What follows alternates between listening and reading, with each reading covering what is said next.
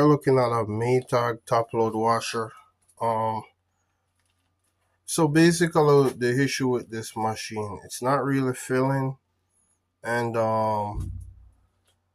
there's barely little any water going inside, and even when water going inside, the unit won't start. So right now my diagnosis is I'm gonna replace the control board, and we're gonna proceed from there. So I already disconnect the water line, and about to just replace the control board, and then you guys will see in part 2. All right, so stay tuned for part 2.